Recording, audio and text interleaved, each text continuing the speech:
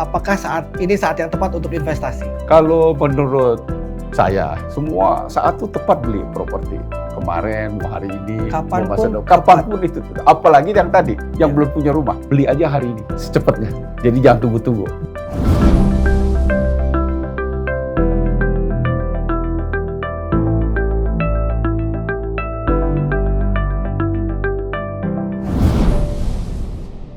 Assalamualaikum warahmatullahi wabarakatuh. Salam sejahtera untuk kita semua. Swastiastu, Namo Buddhaya, salam kebajikan. Hari ini Bincang Kenari beda banget. Hari ini Bincang Kenari spesial. Ada apa ini? Ada yang berbeda pastinya. Ini pasti beda banget karena memang ini adalah program spesial. Diberikan kesempatan untuk main ke kantornya Medland langsung dengan setup yang luar biasa nih Pak. Terima kasih banyak saya ucapkan buat Pak Nanda. Ya, terima kasih. Sama-sama.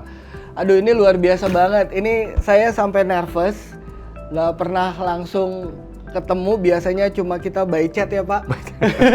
Chat aja, komunikasi. Tiba-tiba sekarang langsung ketemu dengan beliau. Aduh, ini kesempatan yang luar biasa buat saya. Siang hari ini Bincang Kenari spesial. Kita topiknya adalah tren dan pasar properti 2021. Nah, kali ini kita dengan Pak Nanda ini juga bukan sekedar ngomongin soal bisnis, tapi yang teman-teman juga pasti tahu Pak Nanda juga penulis buku ya Pak? Oh, sedikit. Banyak sekali pertanyaan yang saya mau tanya ke Bapak nih. Ini kita ngobrolin nggak cuma properti nggak apa-apa ya Pak? Boleh. Karena pas saya tadi ngobrol sedikit sama Bapak tuh langsung banyak pop up di kepala saya nih. Ya? Pertanyaan-pertanyaannya banyak banget karena tapi jangan yang susah-susah aja. Nggak mungkin susah kalau buat Bapak. Oke. Nah, saya dapat informasinya nih Pak bahwa memang Bapak ada join di Medland ini, ada di Medland dari tahun 91 benar ya Pak? Dari kita mendirikan Medland tahun 94. Dari 94. Tapi saya gabung di Metropolitan sejak 81.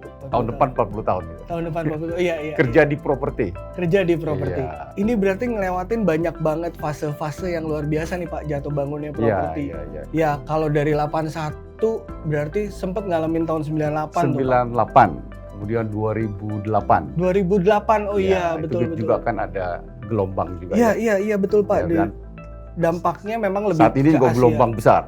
Sekarang juga ya Pak, ini seluruh dunia ini gelombangnya. Pandemi ini Pak. Iya. Di tahun 98 gimana cara survive-nya Pak? Ya saya kira 98 juga gelombang besar juga, tapi lebih banyak kan di Asia. Iya. Ya, karena waktu itu US dollarnya kan lompat karuan ya. Betul. Dari 2.000 sampai 16.000. Jadi hutang perusahaan tuh langsung bengkak berapa kali lipat itu? 8 kali lipat ya. Jadi waktu itu saya kira banyak perusahaan yang mungkin 90% perusahaan di Indonesia itu terkena dampak itu. Betul. Ya tentu Medland ya survive sampai saat ini. Ya kita banyak melakukan langkah-langkah yang preventif lah pada saat itu ya. Tapi kondisi saat itu memang banyak perusahaan yang tidak siap untuk menghadapi gelombang seperti itu. Jadi kalau kita lihat gelombang sekarang itu kan berbeda dengan gelombang tahun 98. Waktu 98 hanya sebagian negara yang kena. Tapi kalau saat ini saya kira hampir 90% negara terkena ya. Saya apalagi lihat berita terakhir sudah banyak yang juga mengalami resesi. Tapi ini fakta yang harus kita hadapi. Treatmentnya sama nggak Pak untuk gimana cara survive-nya antara 98 dengan 2000 sampai 2020 sekarang ini? Saya kira tentu beda ya. Karena kalau 98 kan itu lebih spesifik ke negara kita. Jadi penanganannya juga beda dan pada saat itu juga saya kira kita tidak ada yang siap itu pada saat itu. Pasti terkena gelombang tsunami seperti itu. Jadi waktu itu Medland juga saya kira mengalami hal yang sangat berat. Ya mungkin dalam hidup ya Pak, berat lah. Pasti tahun 98. Ya kita mengalami kira-kira 4 tahunan lah kita mengalami. Di mana pada saat itu seluruh sales, seluruh income pasti drop ya. Tapi polanya beda dengan yang sekarang. Jadi pada saat itu kita terpaksa harus restructuring, terpaksa harus sama karyawannya juga kita terpaksa kurangi gajinya, tetapi kita tidak ada PHK pada saat itu. Nggak ada PHK, Pak? Tidak ada PHK. Komitmen kita bersama-sama yaitu kita mengurangi biaya sebisa-bisanya untuk kita survive. Tanpa PHK? Tanpa PHK. Dan itu saya kira disepakati seluruh karyawan kita menempuh jalan itu. Saya kira ini satu pola yang bagus ya. Nah pada saat ini kita hadapi tentu beda dengan kemarin. Karena kita mempunyai pengalaman di 98 yang juga luar biasa beratnya. Pasti Pak. Dan kita lebih siap. Saat ini kita lebih siap. Saat ini lebih siap. Di mana cash flow perusahaan kita jaga. Langkah-langkah yang kita lakukan sekarang ya tentu penghematan di mana-mana. Ya, kita jaga cash flow. Karena poinnya adalah selalu cash flow ya. Jadi mungkin treatment kita juga berbeda. Ya, pasti. 98 tahun 2020 juga berbeda. Kalau tadi singgung 2008 karena sudah singgung, itu saya kira dampaknya tidak sebesar dua tsunami ini. Tsunami dua-duanya, tapi mungkin beda polanya. Dan kesiapan kita. Karena kita pernah ngalamin tsunami, maka tsunami kedua ini kita lebih siap. Kita lebih prepare dibandingin dengan yang tahun 98. Jadi in general, Medland lebih siap untuk menghadapi gelombang-gelombang seperti ini. Pak, bicara tadi soal kesiapan. Tahun 98 Bapak udah ngalamin, sekarang di 2020 akhirnya Bapak udah lebih siap ngalamin pandemi saat itu. Selain cash flow Pak, barrier apa yang Bapak bangun untuk supaya Medland bisa lebih siap? Ini memberikan tips nih Pak buat para pebisnis juga. Pelaku-pelaku. Saya kira kita sudah ngalami mungkin dari Maret ya. Jadi Maret, April, Mei, Juni sudah 4 bulan. 4 bulan. Jadi 4 bulan ini memang kita mungkin belum bisa berbuat terlalu banyak untuk misalkan kita sudut cash flow lah. Itu cash flow kan akan menurun. Pasti. Terus ya. Dan yang kita lakukan adalah hemat. Yang menjaga cash flow. Karena cash flow itu kan kalau di perusahaan itu adalah darah. Jadi kalau darahnya macet, ya saya kira bisa pingsan gitu. Benar, betul Pak. Jadi pertama cash flow mesti jaga. Jadi pertama kali jangan mengambil tindakan-tindakan yang tidak perlu. Ya, karena biaya-biaya itu harus betul-betul dikontrol. Kemudian kita mesti lihat keadaan perusahaannya, bagaimana keuangannya, apakah kuat ataukah tidak. Kan tiap perusahaan berbeda-beda kemampuannya daripada perusahaan tersebut. Ada yang mungkin kuat sudah depositonya banyak atau yang lain. Tetapi juga saya kira ini harus dijaga penghematan yang harus dilihat. Mungkin pimpinan puncaknya harus juga care di sini. Ya untuk menjaga kelangsungan dari perusahaan. Jadi pada saat ini kelangsungan perusahaan itu lebih penting daripada keuntungan. Jadi sekarang adalah tipsnya dari Pak Nanda ini kelangsungan perusahaan yang harus diprioritaskan. Ya, kita mesti jaga perusahaan ini. Jangan sampai dia kolaps atau bangkrut. Jadi tujuannya kan akan berubah gitu. Kalau sudah bangkrut ya. Jadi hindarilah itu. Dari satu-satunya jalan mungkin ajak seluruh karyawan untuk bisa berdiskusi untuk bagaimana menghemat perusahaan. Pengeluaran hanya yang perlu-perlu saja lah. Dalam rangka kita untuk bertahan. Saya kira minimal sampai tahun depan. Minimal sampai tahun depan ya Pak. Dan tadi juga yang sebelumnya juga Pak Nanda udah sampaikan bahwa ya ini karyawan sebagai aset. Ini yang harus terus kita komunikasikan ke mereka itu juga. Itu tergantung nanti visi daripada perusahaan. Bagaimana melihat karyawannya. Jadi kalau visi perusahaannya melihat karyawannya itu sebagai aset, saya kira kita harus treatment karyawan-karyawan itu sebagai aset perusahaan. Dan itu adalah merupakan partner kita untuk ke depan. Kalau seluruh karyawannya masa bodoh, saya kira ya perusahaannya akan berbahaya itu. Ya jadi si karyawan pun harus menjaga aset daripada perusahaan. Jadi tadi Pak Nanda bilang bahwa karyawan ini adalah aset. Dan karena mereka aset, ya kita perlakukan mereka sebagai aset, sebagai partner. Sebetulnya adalah partner itu. Jangka panjang, jangka pendek maupun jangka panjang. Karyawan sebetulnya adalah partner daripada perusahaan. Jadi sebagai partner juga teman-teman karyawan juga akhirnya memiliki rasa sense of belonging-nya juga akhirnya tumbuh ya Pak. Ketika rasa memilikinya itu tumbuh, akhirnya juga kita sama-sama menjaga aset satu sama lain. Ya, kalau perusahaannya bangkrut kan percuma. Betul. Kita kerja di situ. Kerja kan? di situ, benar. Mau kerja di mana? Kondisi lagi kayak gini. Sekarang Ya, kalau betul, kita betul, keluar betul. dari satu perusahaan, saya kira sudah sulit untuk kerja Udah di sulit tempat juga, lain. betul Pak. Menjadi entrepreneur sekarang juga mengalami mungkin sulit ya. Betul. Karena untuk membuat perusahaan baru Ya. saat ini, Betul. saya kira mungkin tidak relevan. Ya. Kecuali ada yang online ya. Ya, Online bisnis online mungkin masih bisnis bisa. masih bisa. Tetapi kan sangat limited ya. Betul. Jadi saya kira pada saat ini jagalah di perusahaannya masing-masing. Iya. Jadi setiap karyawan, pemilik, Betul. direksi, dan karyawan jagalah perusahaannya masing-masing. Jagalah perusahaan. Aduh, ini luar biasa. Jadi tadi tips kita memang harus selalu siap ya Pak ya. Ya. Kita harus siap. Apalagi sekarang Medland pasti sudah lebih siap karena belajar dari apa yang pernah Ya. terjadi di 98. Akhirnya di 2020 Medland jauh lebih siap. Ya dengan kebetulan saya ngalamin lah ngalamin tahun sendiri 98 ya. Tapi Betul. bagi yang lebih muda, Ya. mungkin yang milenial, mungkin Ya. tidak mengalami tahun Tidak 98. Tapi kan pengalaman kita mesti kasih tahu 98 itu begini loh. Ya. Ini makanya kenapa Bincang Kenari hari ini jadi menarik karena kita langsung ngobrol sama yang mengalaminya langsung nih. Langsung memberikan tips. Karena kalau misalkan karena terus terang Pak di followersnya Kenari itu juga nggak Banyak yang muda-muda. banyak yang muda-muda Pak. Mungkin belum mengalami saat lagi kondisi krisis Iya. moneter zaman tahun 98 saat itu. Nah ini langsung dikasih tips sama Pananda karena Pananda yang langsung mengalami tahun 98 dan saat ini 2020 kondisi pandemi saat ini yang masih sulit sekali untuk kita kontrol.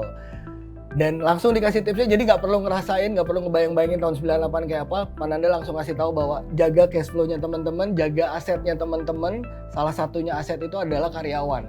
Karyawan ini adalah aset. Jadi itu yang dijaga buat teman-teman yang lagi mulai bisnis, yang lagi merintis bisnis. Kita masuk ke judul dari acara kita Ya. Pak. Topiknya kita nih tren dan pasar properti 2021 nih Pak. Dengan kondisi seperti saat ini Pak. Kondisi seperti saat ini. Dari kacamata Pananda yang sudah jauh pengalamannya di bidang properti udah banyak banget. Nah, menurut Bapak trennya akan seperti apa sih Pak nanti di 2001 setelah pandemi ini nih Pak?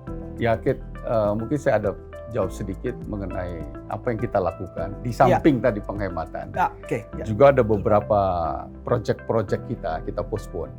Jadi kita lihat kalau proyek ini tidak terlalu penting, Oke. kita postpone.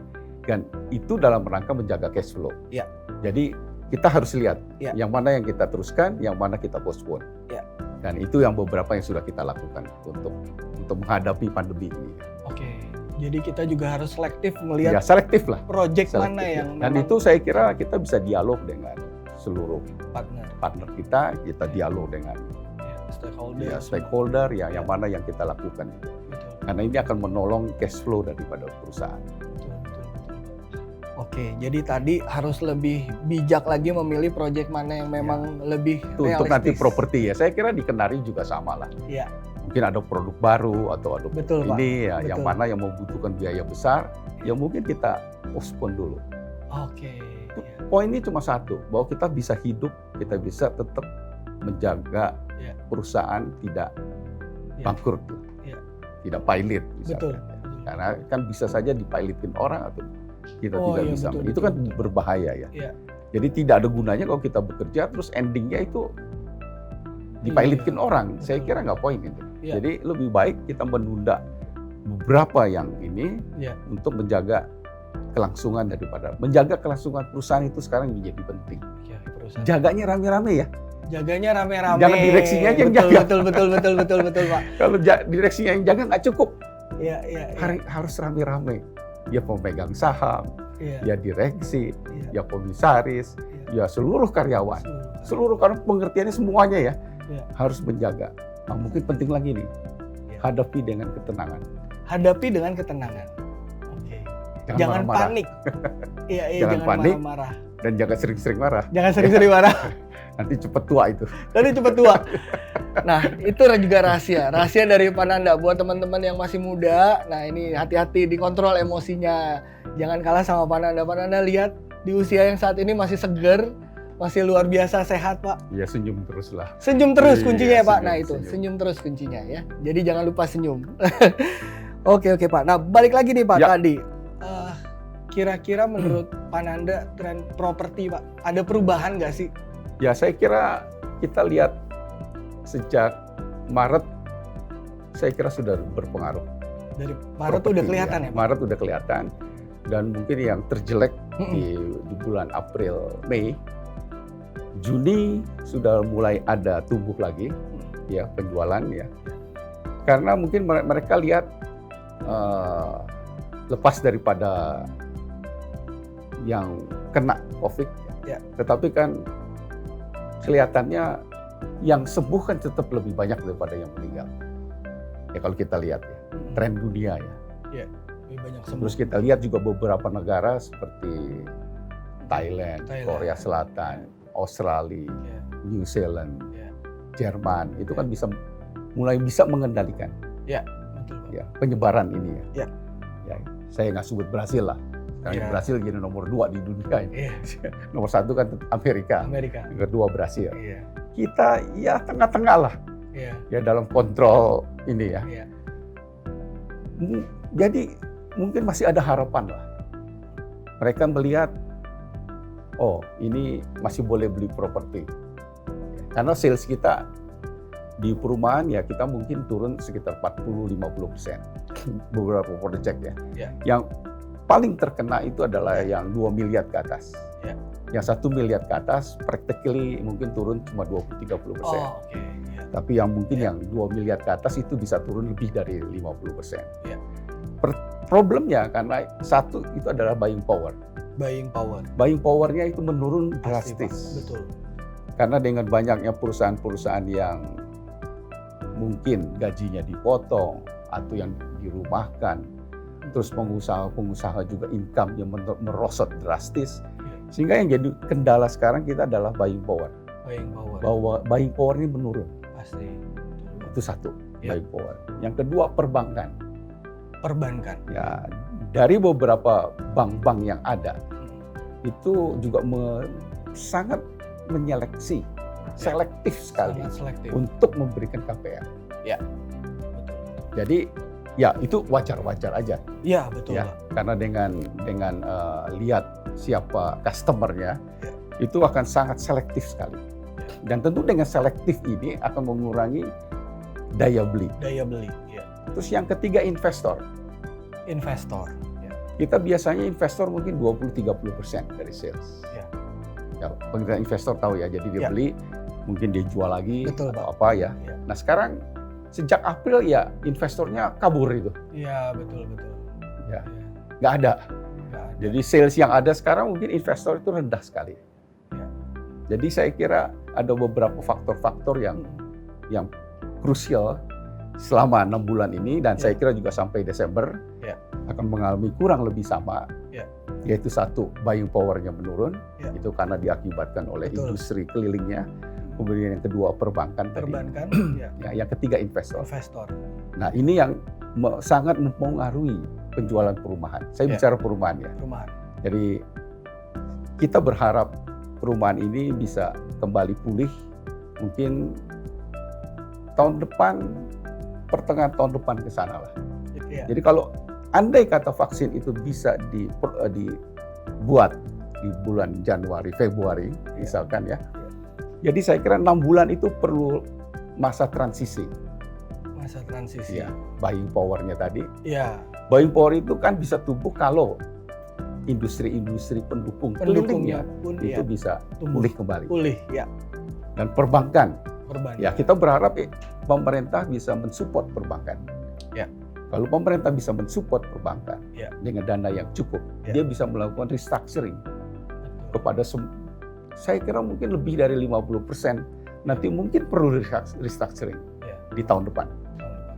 Ya, karena dia mesti memulihkan lagi cash Iya, flow-nya, betul. dia mesti memulihkan dana-dana yang ada. Ya. Dan itu mungkin butuh waktu. Ya. Taruhlah 6 bulan lah Ya. untuk semua perusahaan-perusahaan restructuring. Ya. Jadi kelihatannya semester 2 mulai ke arah ke pemulihan Oke. tahun depan. Tahun depan semester 2. Semester 2. Prediksinya akan Tapi mungkin pulih, belum ya, Pak, ya? 100%. Ya. Ya saya berharap ya mungkin 80% lah. Kalau sudah bisa 80% kan lumayan. Betul. Tahun depan. Ya. Jadi kalau 6 bulan pertama ya harus banyak kerjaan itu. Ya. Perbankan pasti banyak kerjaan lah. Benar. Ya untuk merestructuring perusahaan-perusahaan. Nah semester kedua itu saya kira mulai ke arah pulih. Harapannya dengan di semester kedua perbankan sudah mulai recovery, kemudian investor dan juga bukan mulai. Perbankan saja, perusahaan-perusahaan di Indonesia itu bisa kembali ke normal. Ke normal. Karena saat ini kan tidak normal. Betul Pak. Contoh kita aja di sini tidak normal. Saya kira Kendari juga mungkin tidak normal. Iya Pak. Ya kalau normal itu special case lah. Special case. Ya. Saya kira banyak perusahaan-perusahaan similar kayak kita. Ya, di mana dia butuh waktu untuk recovery, untuk memproduksi kembali, untuk menjual kembali. Dan kalau ini sudah kembali normal, buying power kembali normal lagi, saya kira itu mungkin di awal 2022 kita bisa berharap bisa pulih kembali. Semua sudah pulih ya, pulih Pak. kembali. Tapi poinnya kalau satuan tugas ini berhasil ya. Iya, satuan tugas yang baru dibentuk. Sekarang Indonesia kritikalnya itu ada di semester 2 ini. Iya. Minus atau tidak? Semester 1 kan kita minus. Ya. Kuartal 2 ya. Nah, kuartal 3 saya kira pemerintah sedang berusaha keras agar tidak minus. Tapi itu tidak gampang. Contoh Singapura sudah nyatakan resesi. Dan beberapa negara kalau kita lihat mungkin puluhan negara itu sudah menyatakan resesi. Kita belum. Karena kita baru kuartal 2 yang minus. Kuartal 3 tergantung nanti. Kalau komite ini berhasil menyeimbangkan ekonomi dan kesehatan, ya mudah-mudahan kita tidak minus ya. Amin. 0 saja. Iya betul Pak. At least 0 ya Pak. Jangan minus. Ya, jangan minus ya. Harapan itu ada. Tapi saya kira bukan pemerintah saja, tapi kita semua itu harus bantu pemerintah. Karena sebenarnya kalau kita bantu sebenarnya simpel aja, pakai masker, cuci tangan, jaga jarak. Betul. Untuk mengurangi tekanan daripada itu. Oke, nah ini terkait Pak dengan ada pertanyaan dari Ragil_Endrato. Lebih bagus mana sih Pak investasi landed house atau apartemen saat ini? Saya kira tergantung individunya. Tergantung individu? Saya kira pasti tergantung individunya. Oke. Kalau individunya misalkan bekerja di lokasi yang ini, dia mungkin lebih murah bisa beli apartemen. Karena sekarang landed house itu mau tidak mungkin lagi di Jakarta. Sedikit sekali sekarang perusahaan lahan di Jakarta itu sedikit. Mau tidak mau dia harus keluar. Tetapi sekarang andai kata di luar juga lihat transportasi. Karena transportasi ini kan juga sudah banyak, sudah ada LRT, MRT, kemudian juga kereta api ya. Jadi itu lihat. Bahkan ada satu proyek kita di Maryland Cibitung contohnya. Kita bikin stasiun kereta api. Jadi dengan ada stasiun kereta api itu memudahkan orang. Dia boleh kerja di mana saja. Boleh kerja di Gambir, boleh kerja di Matraman, atau boleh kerja di kota. Jadi karena ada transportasi. Jadi kalau mau beli rumah pun saya kira harus hati-hati juga melihat transportasi. Karena transportasi ini kan tidak gampang ya. Kalau macet, naik bis misalkan, itu kan bisa tidak terukur waktunya. Kalau naik kereta api, naik LRT kan lebih terukur waktunya. Jadi investasi apapun, baik perumahan atau apartemen, itu sangat tergantung dari individu kita. Tapi advice saya, dari sejak saya muda ya, kalau rumah bisa beli, secepatnya beli. Oh oke, kalau bisa beli secepatnya beli. Poinnya adalah kenaikan gaji kita atau kenaikan income kita dibandingkan dengan kenaikan landed houses itu beda. Kenaikan gaji jauh lebih rendah daripada kenaikan daripada properti. Ini pengalaman saya. Jadi begitu ada kesempatan beli. Dan rumah jangan lupa, itu kan rumah nomor 1 ya. Jangan beli mobil yang bagus dulu gitu loh. Rumah dulu yang penting. Jangan utang mobil yang bagus dulu. Utang rumah saja deh. Betul. Ya, setelah punya setelah punya rumah, baru pikirin yang lain. Betul. Jadi rumah itu harus menjadi prioritas nomor satu. Dia mungkin dengan teknik beli yang kecil dulu, mau apartemen atau mau landed houses itu oke aja. Mungkin bisa beli yang kecil dulu, nanti dengan seirama naiknya income bisa pindah lagi ke yang lebih besar. Jadi itu saya kira yang prioritas yang harus kita. Berarti kondisi saat ini menurut Pak Nanda tidak mempengaruhi ya Pak? Maksudnya dengan kondisi COVID ini tidak mempengaruhi kita untuk milih yang landed houses dulu atau ya itu tergantung dulu, tadi bagaimana keperluan kita. Balik lagi ke keperluan kita. Itu kita bisa hitung ya. Jarak jauh atau jarak dekat. Jarak jauh atau jarak dekat. Ya, dan kemampuan kita juga. Kemampuan kita. Ya kalau rumah landed houses mau tidak mau sekarang di luar Jakarta. Mau nggak mau harus agak di Jakarta saya kira sudah sulit. Ada tapi mungkin sulit. Ya, dan harganya juga pasti harganya akan juga tinggi saya sekali kira mungkin sulit dicapai juga pasti, ya. Tapi kalau di luar Jabodetabek lihat bagaimana transportasinya. Betul. Itu saya kira poin yang penting yang kita mesti lihat ya. Ya, betul. Terus kemudian nggak jarak tempat kerja. Jarak tempat kerja. Ya ini mungkin bukan untuk pengusaha ya, tapi untuk para karyawan lihat berbagai sektor. Ya. Pak, bagaimana caranya agar dapat melihat potensi segmen pasar di bidang usaha properti? Oke. Bagaimana caranya agar dapat melihat potensi segmen pasar di bidang usaha properti? Segmen pasar? Ya, di bidang usaha properti. Melihat potensi segmen pasar. Kita mungkin memprediksi segmen pasar kali ya. Dengan kondisi saat ini kali ya Pak. Maksudnya itu kali ya. Mungkin saya bicara properti itu segmennya kan macam-macam. Oke. Ya, jadi ini perlu tahu nih Pak. Biasanya kita bagi 5 lah. Oke. Segmen properti. Kalau lebih detail ya. Iya. Dari di bawah. Ya. Terus menengah. Di bawah menengah. Sederhana. Oke. Menengah, sederhana. Kemudian menengah atas dan atas. Oke. Ya ini punya kategori masing-masing. Ya. Punya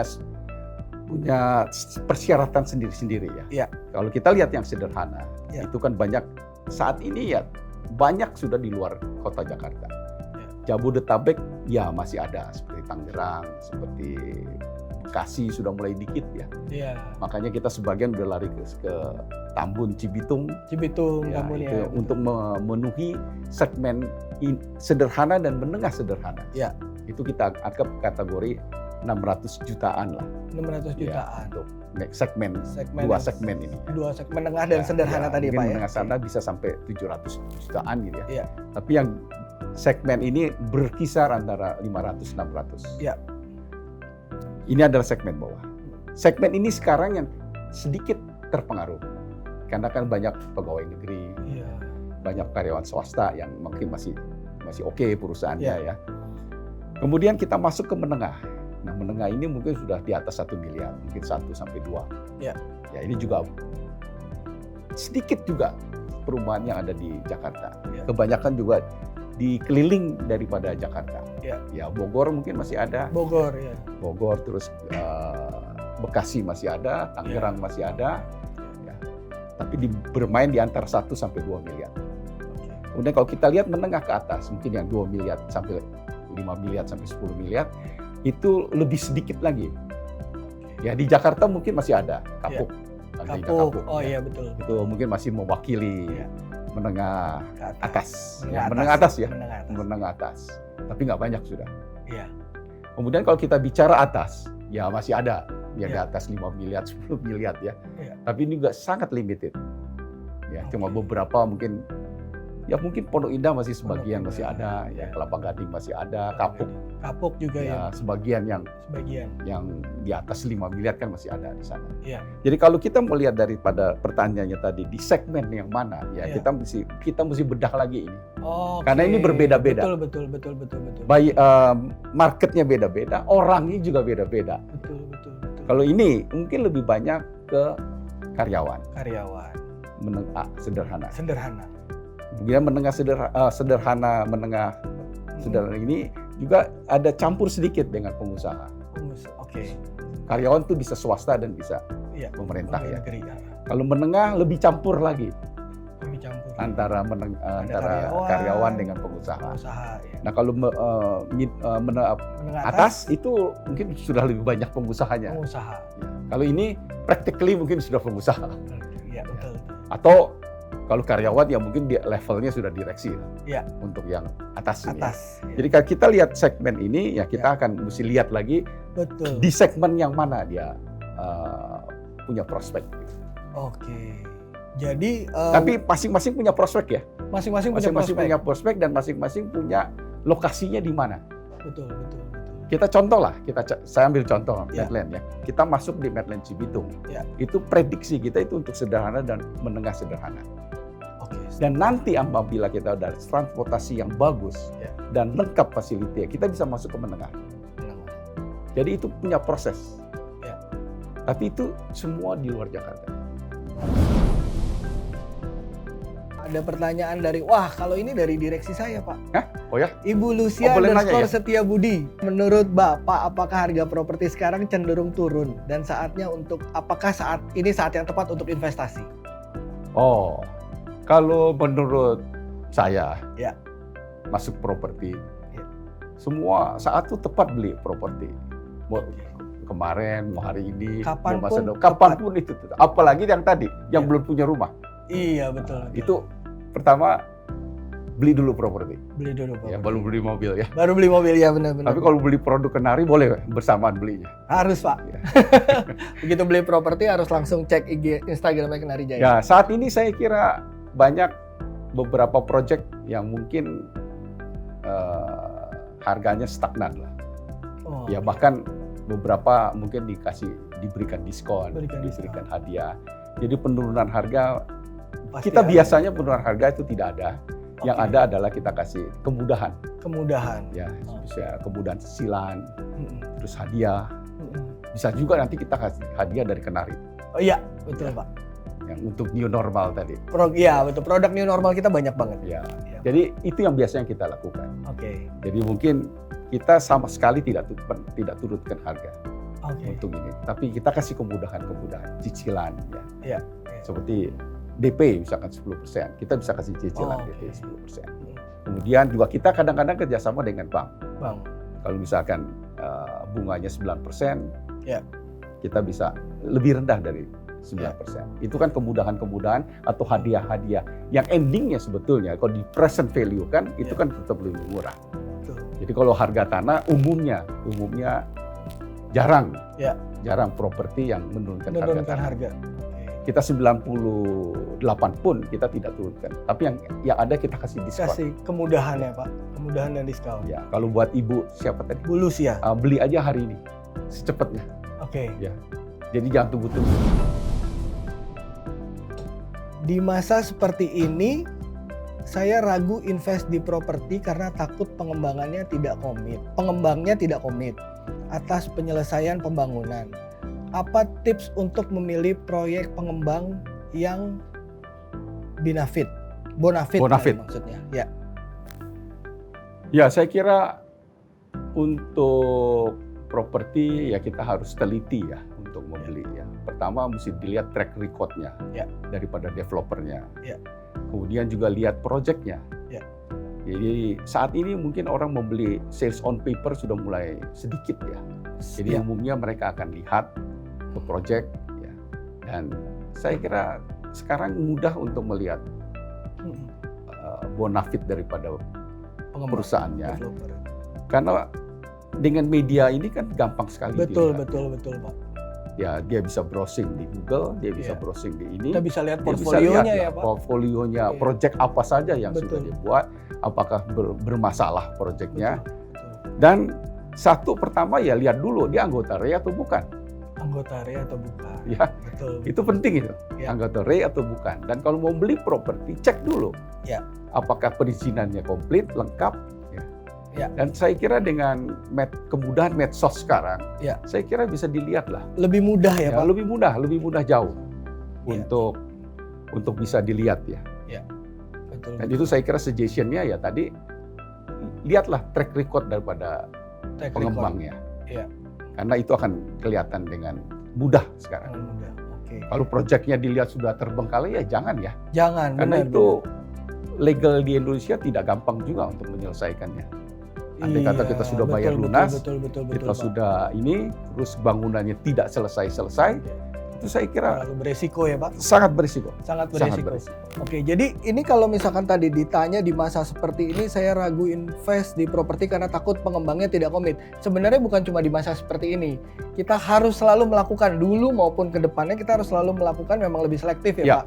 Apalagi era seperti ini, seperti tadi Pak Nanda bilang, lebih mudah kita ngeceknya. Sekarang semua udah online, semua udah digital, jejak digitalnya juga gampang dicari ya Pak. Bisa lihat portfolionya, project apa aja yang udah pernah dikerjain. Terus tadi catatan dari Pak Nanda adalah dicek anggota RIA atau bukan. Iya, ya itu Pak, mutlak gitu. Itu mutlak. Sekarang gampang lihat di YouTube Pak. Iya, betul YouTube-nya Pak. Kenari, YouTube-nya Medland Channel. Channel. Itu udah kelihatan produknya kayak seperti apa. Iya. Saya kira developer lain juga akan sama. Akan memiliki informasi melalui media digital. Jadi saya juga sebenarnya agak penasaran nih Pak. Ini di luar dari topik, dari konteks tren and pasar properti nih Pak. Pak Nanda nih udah hebat banget ya Pak. Ngerintis usaha bisnis sampai bisa saat ini. Pak Nanda masih sehat luar biasa kayak sekarang. Saya tuh penasaran Pak.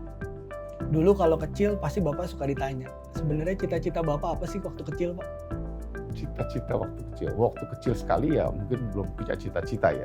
Tapi saya sejak umur mungkin SD ya. SD. Itu sudah senang ke technical. Ke technical. Ya, teknik lah ya. Teknis. Teknik. Jadi arah saya memang sudah ke situ. Jadi pada waktu dulu orang tua saya bangun rumah. Itu SD Pak? Itu SD lah. SD ya? Ya SD. Waktu bangun rumah, ya saya pulang sekolah ya langsung di tempat bangunan rumah itu. Itu mungkin tahun 60 lebih lah.